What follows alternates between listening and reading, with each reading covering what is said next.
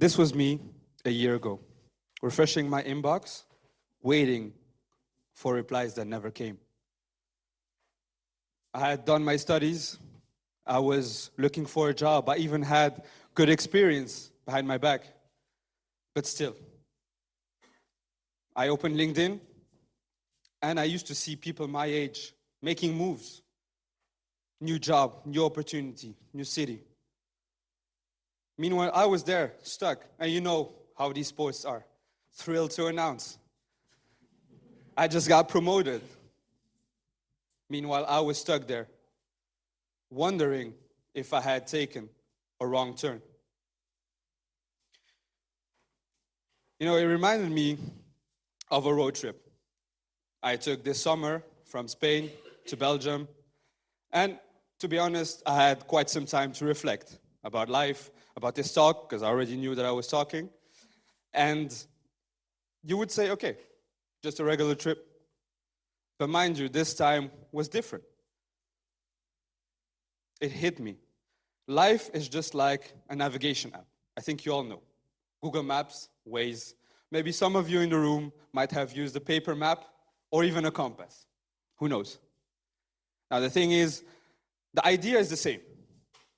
You set your destination, you make your itinerary, and then you just follow it. And of course, you will have roadblocks, you will have traffic. But that's basically it. Now, I was traveling with an electrical car. And those who know, you know. It's totally different. Conversations were totally different. We go from, I need to go to the bathroom, I need to stop, or I'm hungry, to how much battery is there left? When do we need to stop to charge? Do we risk it, or do we stop because we're not sure, right? So this was basically the reality, right? And we kept stopping, and the app kept recalculating. Okay, now you need to go there. No, now we need to stop because we're at 20%. That's not enough, right? And that's how I saw life. I thought, okay, I have a destination. I know where I'm going. But that's not how it panned out. And I think we all have destinations right here in the room. The problem is we don't always control the route. Life will give us reroutes, redirection, recalculations. But we are the ones who will be choosing what path we follow. And that's what this talk is about. What happens when the itinerary changes. So I was here in this auditorium, one of many. I was studying here at the VUB, Vrije Universiteit Brussel, studying business engineering. Handelsingenieur, as they say. It was going great, good grades, loved the school, loved the courses, and I even took a job while I was finishing my studies. I thought I was getting a head start. You know, I was planning for my future, looking for a destination. And you know, look at me at graduation. I look happy, right? Well, reality is, yes, I looked happy in that moment. But I was exhausted. Exhausted because of the long studies I had to go through, but especially exhausted because they took longer than I expected. My thesis held me back. And at the same time, I told you, I took a job and I was tired. Combining both was a certain level, asked for a certain level of energy. So what happened? I quit my job. I was like, okay, now I need to travel, I need to escape. But that escape only delayed things. So when I came back, I needed a job, right? So there I was, applying non-stop, right? Months and months I was applying. I was applying for smaller jobs, and they said, no, I mean, you're too experienced. You're too qualified. And then I applied for starter jobs, and they said, no, I mean, you need experience. And you know, I was just there balancing, seeing where I went. Sometimes I had replies, and it went along 1 round, 2 rounds, 5 rounds, 6 rounds, and then no answer. Sometimes not even a response, And honestly, that felt worse, just plain silence. And at that point, you start to ask yourself questions. One time, I came into an interview, and they told me I wasn't enthusiastic enough. I looked at them, and to be honest, I understood them. Looking for a job is a 9-to-5 job in itself. You keep looking, searching. You know, I even had to keep an Excel sheet to know what I said and to whom. And the problem is, I couldn't afford, I didn't have the luxury to treat it as a 9-to-5 job. I had to have smaller jobs just to have costs, to have some money, right? And what happened is, I was taking interviews in between breaks, in small meeting rooms while I was on a job. Problem is, this is not what an interviewer will see. An interviewer will see you just how you are, whether you are in your best day or in your worst day. And at that point, I was drowning. I was lost. And I thought I was the only one. But I wasn't. When we look at numbers, unemployment in Brussels has always been a problem, especially in the last few years since COVID. If we look at the year 2024, just in Brussels, mind you, we're at 12.3% of unemployment. 1 out of 6 people with working age wasn't working. And even more, when we go to beginning of 2025, this just rose to 14.2% without even showing a decline. But what did decline was job offers, minus 20%. So I'm just painting you the picture, but I think you can make the conclusions out of it. And this went hand in hand with what I was hearing from my peers. Some people were also looking for jobs and felt the same way, even though they had 2, some 3 degrees. And others had a job. They were looking for a new opportunity, new challenge, but the job security was more important. The ground just didn't feel stable. So in those moments, that plays with your ego, with your self-worth. And that's where you also learn that life is not a straight road, and especially not a road where you don't feel struggle. No, sometimes you feel struggle and you feel alone. The most difficult part sometimes of a journey is not knowing where you're going. You have a destination and you plan for it, and all of a sudden, poof, it's gone. And that really makes you think. So I was going on in my head. I had my studies. So I thought, okay, studies equals job. Went on longer than expected. Then I looked at the job itself. I had a job. I worked at an advertising company. I learned to manage clients. I learned to manage a team. So much experience. But then again, a year later, it was gone. Next thing you know, I'm traveling. I'm all around the world. I was in Singapore, Indonesia, then Thailand. Came back, Istanbul, Morocco, Spain, closer to home. But then again, when I came back, the question was still, what's next? What was next? One thing that didn't help with this was that I didn't know what to write. It's like having a navigation app and you don't know what to type in. It's like having a blank page and not knowing what to write. Thank you.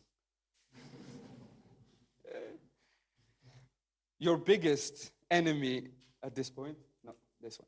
Your biggest enemy at this moment is comparison. Like I said, we often say, yes, the grass is not greener at the other side. But in reality, when you're confronted to so many emotions, things, you cannot help but compare. You see people sharing their wins and you don't even know what to write. So it feels like I was comparing my average days with people's highlights. Let's call it what it is. But once I let go of that comparison, I wanted to get going. And I wanted to make choices. And choices is really important. Jonathan Hall, psychologist at the University of Edinburgh, put it well in a recent study. I'm going to paraphrase it for you. He basically says, making a difficult choice isn't about removing uncertainty or risk. It's about when are you going to make the change without even knowing what's behind it. And that's what we need to do. Again, life is not a straight road. And it's definitely not a road where there is certainty. So once I had my eyes set that I didn't have to have a perfect plan. No. The opposite. I just had to take what was in front of me. I just had to grab opportunities that were right there and not plan out the whole route, the destination, and so on. Because otherwise, I'm just going to stay stuck. The fact that I stayed open, even though I was looking for a job, I stayed open to opportunities, brought two major ones with it. Those were the two sides of me represented, but also two opportunities that came to me while I was still looking for a job. On one hand, I was asked to work on a creative project. And on the other hand, I was asked to pick up basketball again, and especially coaching. Okay? Those didn't come out of the blue. Like I said, I worked for an advertising company, and I had quite some experience in managing projects. So that's what I did. I took it on, new challenge. Now, on the other hand, basketball. Used to play for 15, 16 years, and even coached. So picking it up was just a matter of choice. But that's the choice that I had to make. I had to make the choice to take the opportunity and go for it. So I'll maybe just show you. It's maybe easier. This is the project that I was working on. This is a creative project. I was asked to, with a team, redesign the tea boxes for a big tea brand. And I was so into it that I even wanted to take part. So the guy in red, that's actually me. You don't believe me? That's actually me. And I was so into this project. Like, I loved it. We went Paris, Amsterdam, even Brussels. And I'll share it with you if you want, later on. The thing is, I enjoyed this much that I was like, okay, let me share this on LinkedIn. I was looking for a job. Might as well share who I am to people. Why not? I shared it on LinkedIn. Didn't seem like a big deal at the time. So, okay, I shared it. All of a sudden, ping, a friend of mine texts me, likes the post, first of all. Make your friends like your post. But he sends me a direct message, and he's like, hey, Amin, love the post, love the project, but you're looking for work, right? And then it hit me. It was like, so this small thing that I did led to me having a job offer a few weeks later. I signed the contract, and there I was, a job. And I was months and months in looking for a job. So that small action really meant change, meant a new path on the road that I didn't plan for. Now, the funny thing is, I thought I had all the qualifications to work here, but I had to make a choice for that job as well, because that job wasn't here in Belgium. That job took me to Ireland. It took me to a whole nother country with new challenges. And the funniest part is I'm working for the Belgian market in that company. And that company is LinkedIn.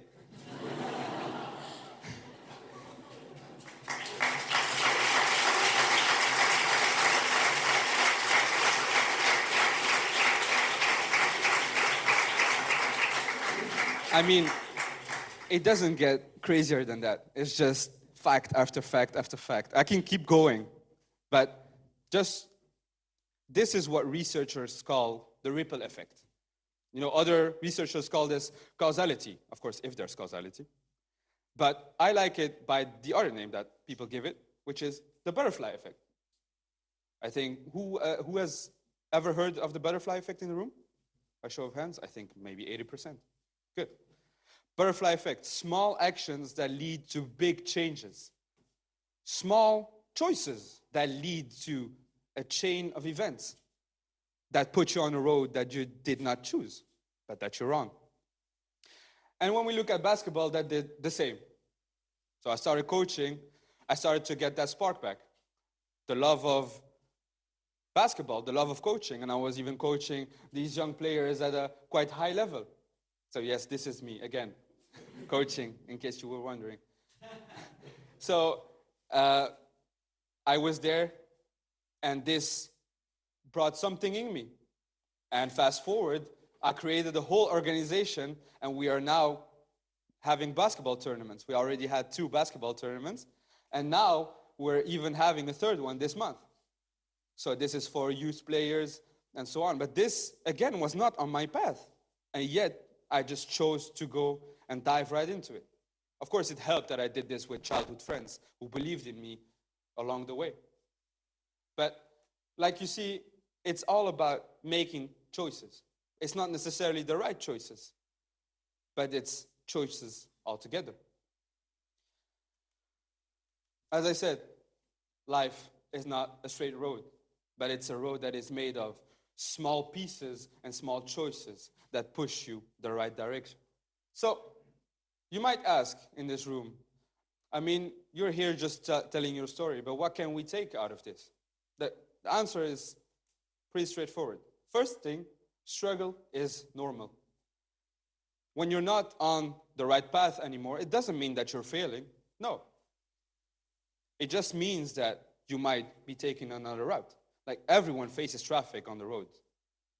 But the idea is also, you're not alone. Certainty is a myth. We never know from the get-go what is in front of us, what is going to happen. Never. The key is to keep moving even without being sure. And small steps go further than you think. One small act, one small decision might have bigger changes behind it.